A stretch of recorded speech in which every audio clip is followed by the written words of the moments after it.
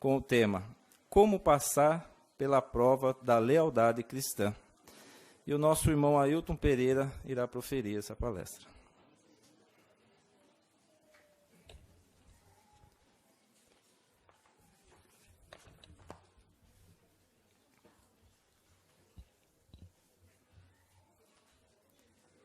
Os cientistas conseguem calcular com anos de antecedência quando vai haver uma eclipse lunar ou solar. Como é que eles conseguem isso? Por causa da fidelidade dos corpos celestes. Jeová criou todos os corpos celestes, né? O planeta Terra, o Sol, a Lua, as estrelas, e elas percorrem seu giro, né? Suas órbitas, sem esbarrar uma na outra e cumprindo os horários que Jeová determinou para elas. Então, os elementos são fiéis.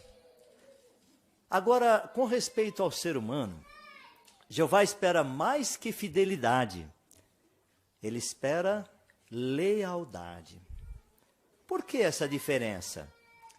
A lealdade tem que ver com um sentimento da pessoa que se torna leal a alguém ou a uma causa. E se apega a essa pessoa até alcançar o seu objetivo. E de fato, quando a gente começa a estudar a Bíblia, a gente começa a entrar numa relação de amizade com o nosso Criador Jeová. E aí o que acontece com a nossa personalidade? Querem ver? Acompanhe a leitura de Efésios, no capítulo 4, por favor.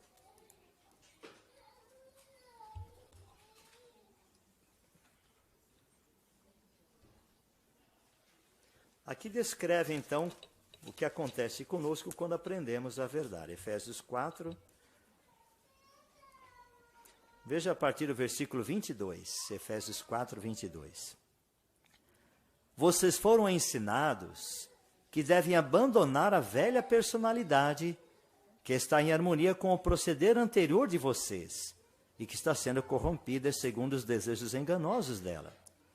Continuem a renovar a sua maneira de pensar e revistam-se da nova personalidade que foi criada segundo a vontade de Deus em verdadeira justiça e lealdade. Então, nós cultivamos uma nova personalidade. Quer dizer, a gente deixa aqueles maus costumes para trás e passamos a desenvolver boas qualidades. Mas vocês perceberam a última palavra aqui do versículo 24? Lealdade.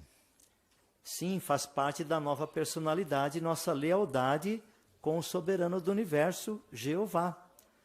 E por isso nós nos tornamos como que uma nova pessoa, não é verdade? Mas então, por que, diz aqui o tema da nossa palestra, que temos que passar pela prova da lealdade cristã? É por causa do que nós lemos aqui no capítulo 6 de Efésios, umas páginas à frente aí, capítulo 6 de Efésios, versículos 11 e 12. Efésios 6, 11 e 12, diz assim: Vistam a armadura completa de Deus, para que possam se manter firmes contra as artimanhas do diabo.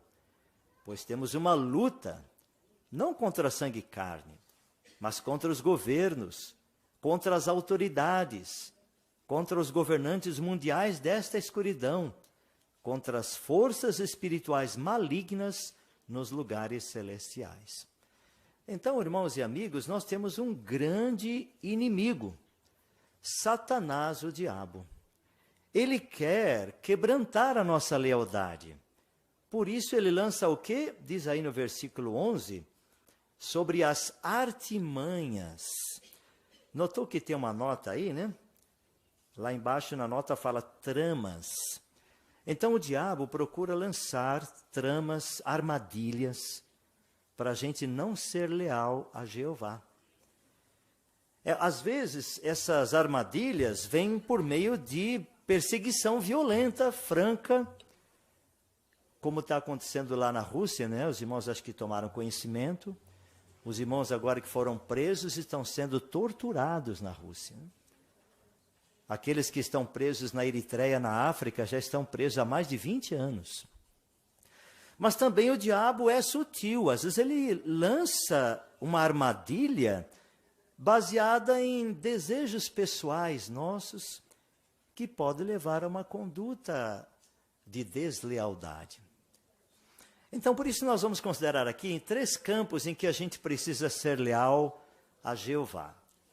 Na família, na organização de Jeová e na pregação das boas novas. Falando em família, vamos ler aqui o livro de Efésios ainda, no capítulo 3 agora, versículos 14 e 15.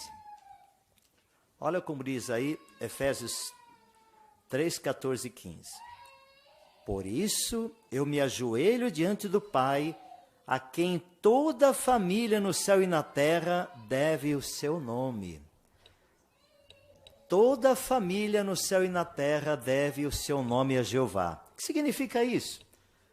Quer dizer que a sua família recebeu o nome da parte de Jeová? Família Pereira, Miranda e outras receberam o nome de Jeová, por Jeová esse nome? Não, não significa isso. Isso quer dizer que a família é um arranjo divino. A família é um arranjo sagrado. E Jeová espera que aqueles que entram no arranjo do matrimônio mostrem lealdade.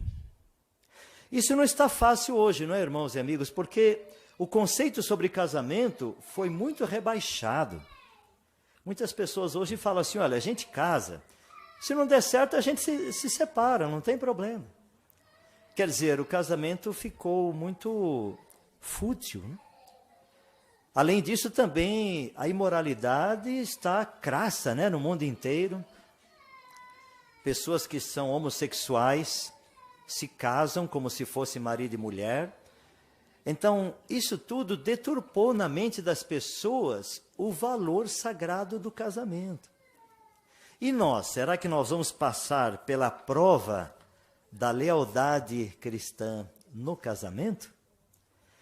Vamos ver o papel do marido e da mulher? Vamos aqui em 1 de Pedro, no capítulo 3, veja o que a Bíblia fala a respeito da sujeição da esposa. 1 de Pedro 3, 3 em diante. Veja como diz. 1 de Pedro 3, versículo 3. Que o seu adorno, ou seja, o adorno das mulheres, né, não sejam as coisas externas, cabelos trançados, uso de enfeites de ouro ou de roupas finas, mas seja a pessoa secreta do coração, com o adorno imperecível do espírito calmo e brando, que é de grande valor aos olhos de Deus. Pois era assim que as santas mulheres do passado que esperavam em Deus se adornavam, sujeitando-se ao marido, como Sara, que obedecia a Abraão, chamando-o de Senhor. Você será filha dela, desde que continue a fazer o bem e não se deixe dominar pelo medo. Então a Bíblia reconhece que as mulheres gostam de se adornar. E nós, maridos, gostamos também, né, de que nossas esposas se adornem, né? E isso até é valioso também entre as pessoas que são amigas entre si. Mas aqui a Bíblia chama atenção para o adorno interno, que para Jeová, os olhos de Deus, é mais valioso. Então, quando Jeová vê uma mulher cristã submissa ao marido, ele fica muito contente. Por quê? Porque aí fora nós sabemos, né, tem pessoas fazendo um movimento feminista, a igualdade das mulheres com os homens, né?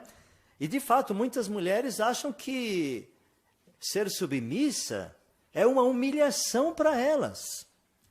Mas as mulheres cristãs não pensam assim. As mulheres cristãs até sabem que essa sujeição é uma proteção para elas. Porque Jeová colocou sobre o homem o papel de cabeça, de tomar as decisões finais. É por isso que diz aqui, né, o versículo 5, fala das santas mulheres do passado, diz que elas sujeitavam-se ao marido. E deu o exemplo de Sara. É um personagem bem conhecido, né, nas Escrituras Sagradas. Quando Jeová falou para Abraão para se mudar para um lugar que ele nem conhecia, e Abraão foi falar com Sara, ela não questionou nem um pouco. Apoiou Abraão na decisão de obedecer a Jeová. E viajavam, né? Imagine uma mulher que tinha uma boa casa lá em Ur dos Caldeus, né? Vivia bem. Até a história conta que tinha água encanada na casa dela, lá nos tempos passados. Ela se sujeitou a viver em tendas, né? Sujeitando-se a lavar a roupa no rio, talvez água de fontes, coisas assim. A vida ficou mais complicada para ela, mas ela foi submissa aos arranjos que Abraão fazia para obedecer a Jeová. Então, você que é esposa, vai passar pela prova da lealdade cristã, sendo submissa. É verdade que às vezes a gente passa um pouco dos limites, né? Às vezes a esposa, às vezes até, talvez a sua opinião seja mais forte que a do marido, mas ore para Jeová, para você expressar a sua opinião sem ser uma opinião forte que desrespeita o seu marido. E certamente isso vai ser muito agradável a Jeová.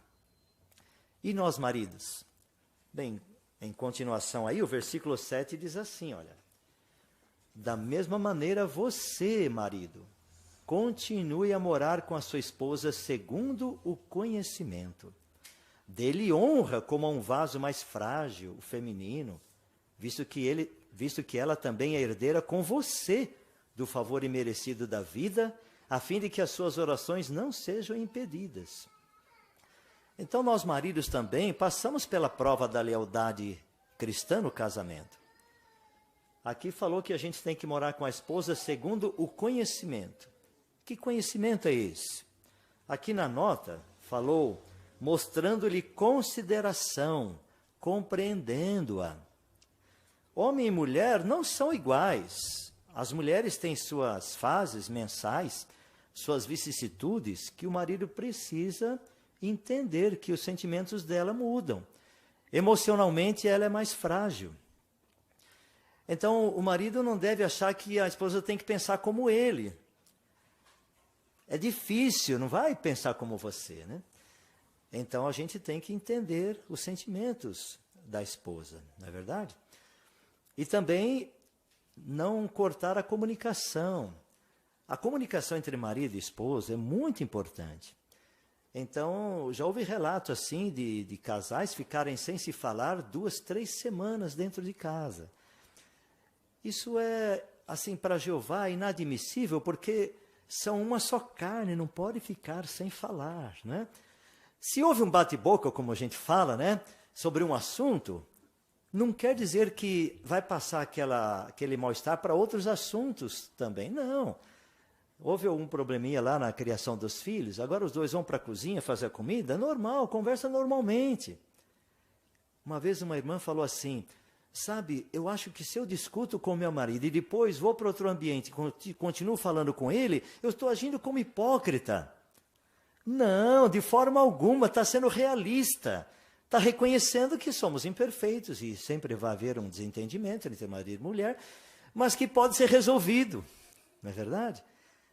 Então não pode fazer o jogo do silêncio. Tem que conversar, expressar os sentimentos. De fato, a vida em harmonia com os princípios bíblicos dá louvor a Jeová, que é o autor do casamento, né? E quando você, esposa, se sujeita ao marido, os filhos vão observar e vão ficar sujeitos e obedientes aos pais. E quando você, marido, honra a esposa, os filhos vão honrar os pais, porque vê que você dá honra à sua esposa também. Então, nós precisamos estar atentos para não cair no jogo do diabo, né? Nós queremos fazer o nosso papel no arranjo da família, mostrando que estamos passando pela prova da lealdade no casamento. E com respeito à organização de Jeová. Bem, vamos ter por base aqui o livro de Jeremias 10:10. Vamos ler, por favor, Jeremias, capítulo 10, versículo 10. Veja o que fala a parte A respeito de Jeová.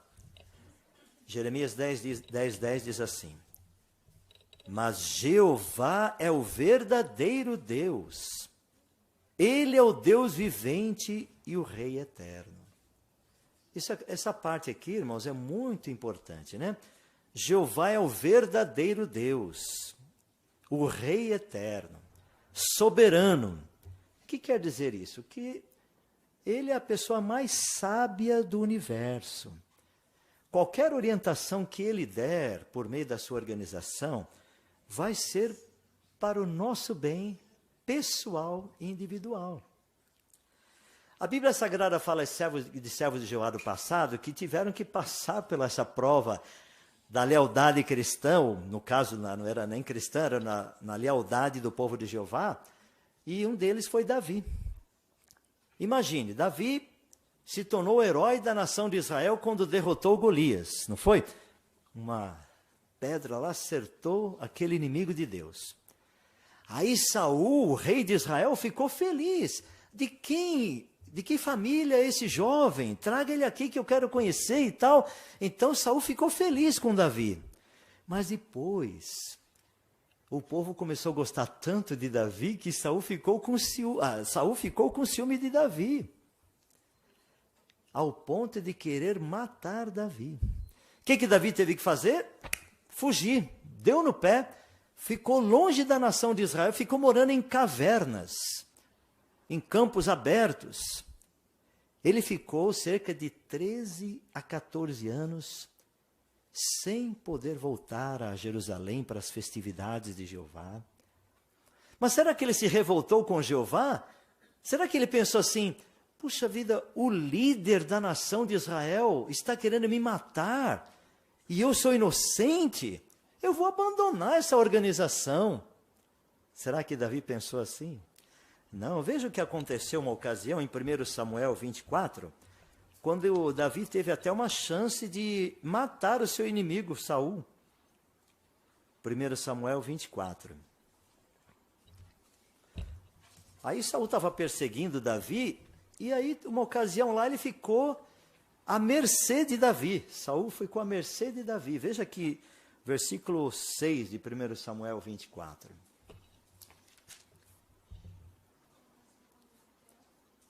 Ele disse, Davi, né, aos seus homens: em respeito a Jeová, eu jamais faria uma coisa destas a meu senhor, o ungido de Jeová. Eu não levantaria minha mão contra ele, pois ele é o ungido de Jeová. Quer dizer, ele teve chance até de se livrar daquele problema, né? Matando Saul, ele podia voltar para Israel e tal, mas era o ungido de Jeová. Apesar de Saul ser um criminoso, matou 70 sacerdotes da nação de Israel, mas Davi respeitava. Virando um pouco as páginas aí, você vai encontrar o capítulo 26. Ele teve uma segunda chance. Aí os soldados de Davi falavam: agora é sua oportunidade, se vingue do seu inimigo, né? Olha o que ele falou aí no 26, versículo 9.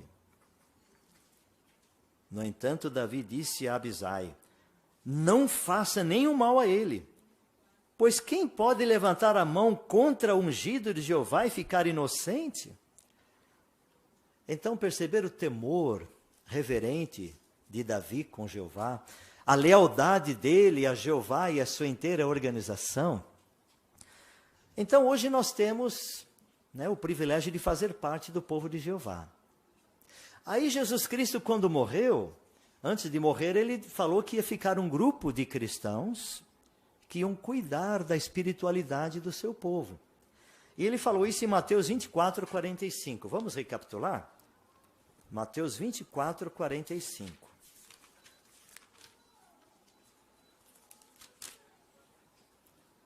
Diz assim, Mateus 24, 45. Quem é realmente o escravo fiel e prudente, a quem o seu senhor encarregou dos seus domésticos para lhes dar o alimento no tempo apropriado? Escravo fiel e prudente se refere aos cristãos ungidos, designados por Jeová para dar o alimento espiritual no tempo apropriado. Quer dizer, administrar o povo de Jeová. Jeová é um grande organizador, né? Então ele organizou também as congregações existe o corpo governante, são 8 irmãos, né, lá na sede mundial. Em todos os países tem uma filial de Betel que cuida da obra no país. Temos aqui em Cesarlange, né, nosso Betel. Na comissão da filial, a comissão da filial cuida dos assuntos de Betel e também das congregações. Nas congregações tem os anciãos designados por Espírito Santo. Mas esses homens são imperfeitos. Ao passo que eles procuram cuidar das ovelhas, eles cometem falhas. Às vezes uma decisão pode não ser do nosso agrado. E aí, como é que vai ficar a nossa lealdade a Jeová? Vamos passar por essa prova da lealdade cristã? De fato, irmãos, a Bíblia Sagrada nos encoraja a fazer isso. Veja aqui em Hebreus, no capítulo 13,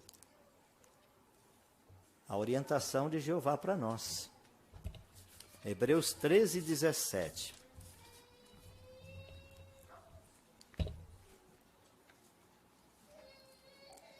Diz assim, Hebreus 13, 17. Sejam obedientes aos que exercem liderança entre vocês e sejam submissos, pois eles vigiam sobre vocês e prestarão contas disso, para que façam isso com alegria e não com suspiros, porque isso seria prejudicial a vocês. Então aqui a Bíblia Sagrada fala para ser obediente e submisso. O que quer dizer isso? Obediente é quando a gente entende uma decisão dos anciãos e a gente obedece com prazer. Submissão vai mais além. Mesmo que a gente não entenda uma decisão do corpo de anciãos, a gente tem que obedecer a si mesmo. Por quê? Porque esses homens foram designados pelo Espírito Santo de Jeová. Então, até uma sentinela falou uma coisa interessante. Jeová abençoa as decisões dos anciãos. E mesmo que for uma decisão equivocada dos anciãos, Jeová ainda abençoa o final daquela decisão. Então, se os anciãos tomam uma decisão que não foi do nosso agrado, será que a gente vai abandonar a Jeová por causa disso? Vai deixar de vir às reuniões? Absolutamente não, não é verdade? Nós não servimos a homens, estamos servindo o soberano do universo, Jeová, o grande organizador. Sabemos que ele que colocou os homens anciãos para cuidar do rebanho de Deus. Por isso nós colaboramos com eles e queremos sempre apoiá-los para que eles possam continuar cuidando bem. Porque, como diz o texto aqui, diz que eles prestarão contas disso. Então Jeová está cuidando dos anciãos também, mas eles sabem que é uma grande responsabilidade. E quando eles veem o apoio da congregação, como é que eles se sentem? Diz aqui que eles fazem o trabalho deles com alegria. Quando apoiam, quando nós apoiamos os arranjos que eles fazem, né? Então, temos que passar pela prova da lealdade cristã também com respeito à submissão e à obediência daqueles que estão na dianteira.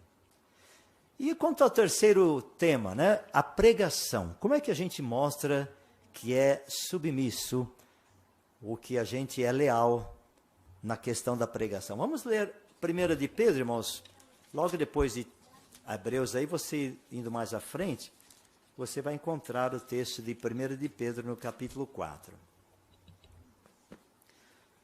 1 de Pedro 4, aqui no primeiro versículo, primeiro e segundo versículo, diz assim: visto que Cristo sofreu na carne, armem-se também na mesma disposição, porque a pessoa que sofre na carne abandonou os pecados a fim de viver o resto do seu tempo na carne, não mais para os desejos dos homens, mas para a vontade de Deus.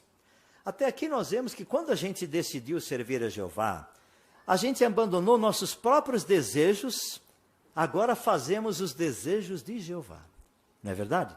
Aqui fala, não mais para os desejos dos homens, mas para a vontade de Deus. A pregação é uma vontade de Jeová.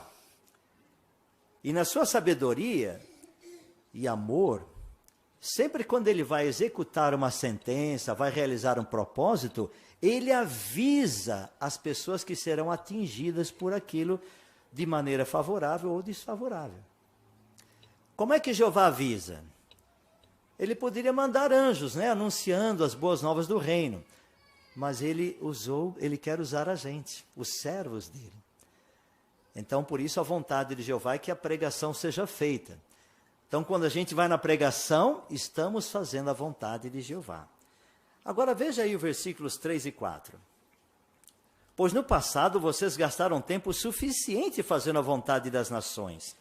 Quando vocês viviam em conduta insolente, em paixões desenfreadas, em embriaguez, em festas descontroladas, em bebedeiras e em idolatrias ilícitas.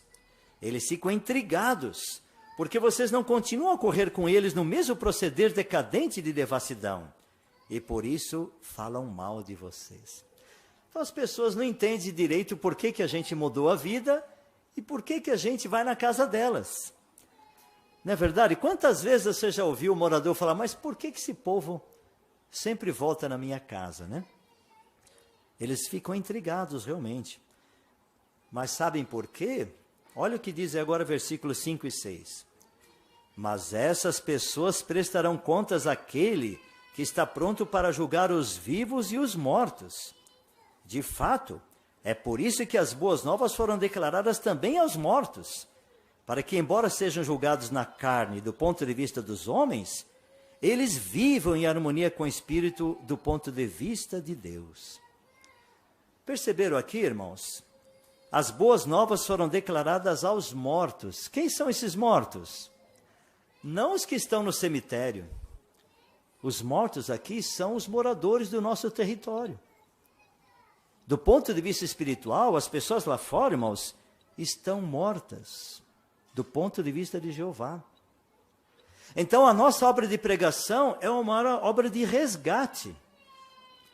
Nós estamos resgatando pessoas para a vida. E vocês já viram, né, alguma atividade de resgate? Por exemplo, até quando, lá na Ásia, né, um país lá, uns jovens foram conhecer cavernas e tal, e depois a água do rio foi levantando e impediu eles de saírem da caverna. Alguns talvez se lembram, foi alguns meses atrás, né? E aí os noticiários falavam, olha, tá lá e tal, né? Agora vamos ver se a gente consegue resgatar mais um, né? Aí quando resgatava uma criança, a notícia saía, todo mundo, olha, conseguiram resgatar mais uma criança. As pessoas ficavam contentes, né? Irmãos, a nossa obra de resgate é mais importante que aquela obra de resgate. Porque aquela obra de resgate foi para essa vida. A nossa obra de resgate é para a vida eterna. Às vezes, a gente pode até pensar assim, puxa, mas eu acho chato bater na casa da pessoa e incomodar o morador. Mas, irmãos, você já imaginou um bombeiro? A casa pegando fogo, ele sabe que tem alguém lá dentro, né? Será que o bombeiro pensa assim, eu vou incomodar aquele homem, ele deve estar dormindo.